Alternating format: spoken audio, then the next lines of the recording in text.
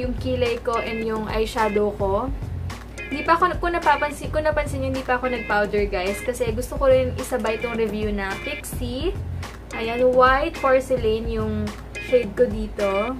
445 siya, tapos 200 plus ko lang siya nabili. Basta, mahina ako sa math. Basta 50% off. So, ayan, white porcelain. And then, isasabay ko na siya sa Get Ready With Me ko kasi para alam niyo na rin yung review. So, lalagyan ko yung buong face ko. Maganda yung sponge nila, in fairness ha, kasi maganda yung gantong sponge. Parang sa ZA yung sponge nila. So, ayan siya. Ayan. And, check natin. Kasi, full coverage to in cake ito. So, konti-konti muna yung apply. Huwag kayong mag-alala guys, medyo maputi lang talaga yung effect sa camera kasi nga medyo, ano siya, mailaw. So, ayan, check ko muna yung, sa part lang na muna na to. Kasi dito ako maraming breakouts. And guys, SPF 20 pala to.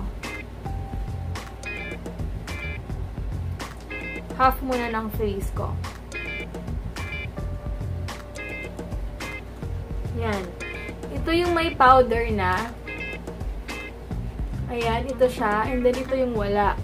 Kung makikita nyo guys, super full coverage siya. Ayan. And, wait lang, nahulog. Then, hindi. Ayan, napapansin ko na hide yung pores ko dito. Kasi may malaking pores ako. Hindi siya masyadong kita. And, ang ganda ng finish niya. Pero, syempre guys, since cake siya, and since full coverage siya guys, konti-konti lang yung pag-a-apply kasi ayaw naman natin yung sobrang halatang makeup na makeup, diba? So, lalagyan ko na. And, ito nyo ba yung difference? I don't think so kasi medyo mailaw. So, ayan.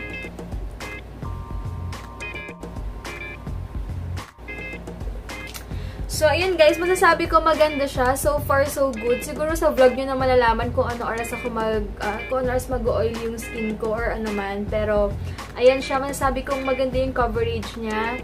And, fresh look lang sa personal. Kasi iba yung nag-reflect talaga sa ilaw. Ay, sa camera kasi dahil sa ilaw. So, masasabi ko okay na okay siya. And, tingnan natin kung totoo ang 8 hours yung tatagal sa face ko. So, balik na tayo sa Get Ready With Me. Magba-blush on na ako and contour muna pala. Ayan.